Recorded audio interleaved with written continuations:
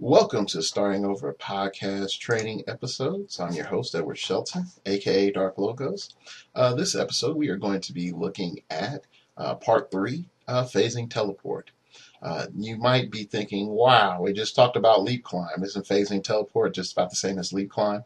Not exactly, and they have distinct advantages and disadvantages to each. So let's go ahead and get into that. Let's read off phasing teleport. And again, there's a slash there. Anyway, give characters a move action. Okay.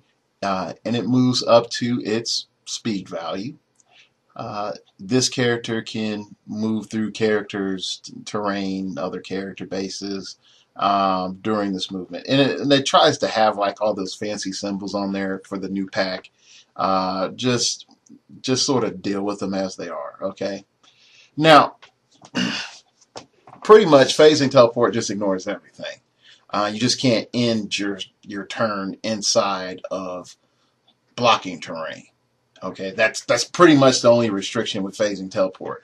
Move, go anywhere, and then just don't end up inside a wall. Then you're good. So it's one of the most interesting powers that you can have in the game, mainly because it gives you full movement liberty. Not only does it give you full movement of liberty, it can get you into places that normally you can't get into. One of the most notorious maps of all HeroClix history was the Sinister Jail map. Not just for the barrier shenanigans, but just for the fact that if you really want to choke your enemy, and I mean not like choke with your hands, but put them through a narrow choke point, you can easily do that on that map with little to no problems.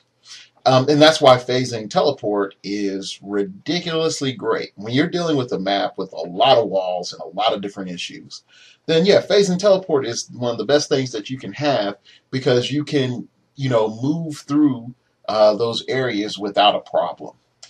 The biggest thing that we have to look at with phasing teleport is not just its mobility elements, but your positioning elements that you can get with phasing teleport. So when we're looking at phasing teleport on a team, it would be good to have a character that can use phasing teleport and can fly. That would be really awesome because that way that character can carry another character into battle or has the transporter symbol. So we're looking at, being able to carry or having a transporter symbol. Those two advantages being distinct to phasing teleport allow you total access to the entire map. Okay? That is something that you don't get with leap climb, you don't get with flight, and you don't get inherently with colossals or anything else. Okay? So you could just look at it directly of saying, I am going to make a very direct decision to utilize phasing and to make sure that I can get into position so I can use it. One of my favorite pieces that use phasing and also was a high level meta piece was I think it was Ghost Widower. And Ghost Widower was one of those figures from the City of Heroes set. Yeah, Ghost Widow. Yeah. She could phase in. She had a 18 defense. Now people have to realize that 18 defense back in the day was like almost 9 unhittable when the average attack is 9. So her 18 defense was just about unhittable. And it was real ridiculous. Plus she had support, which a 9 attack support was like super awesome good. Because you had paramedic up until that stage was like an 8, and the ones before that were, really, in all honesty, they were like 7s and 6s and stuff. So, Ghost Widower was like she was broke. She had Arachno's team ability, which is pretty much Mystics, and phasing, so she could, and poison. So if there was nobody else left to heal or to attack with her 6 range, she's just like, well, I just poison you.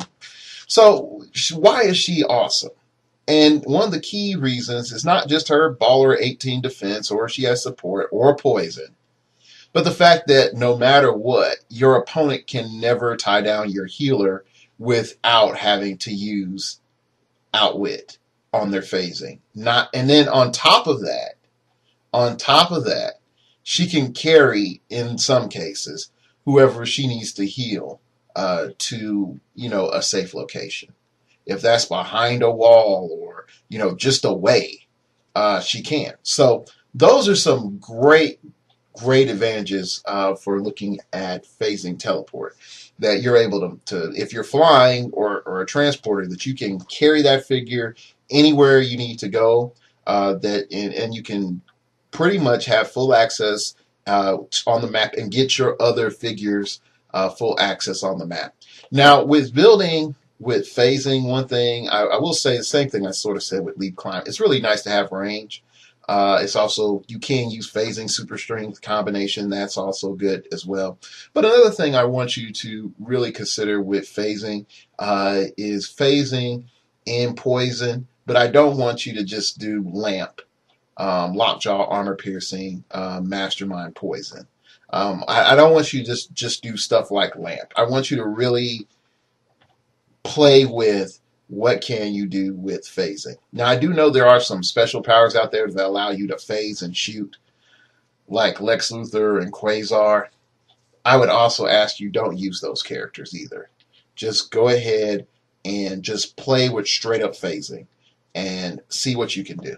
All right, I will see you in the next part where we look at Earthbound / Neutralized.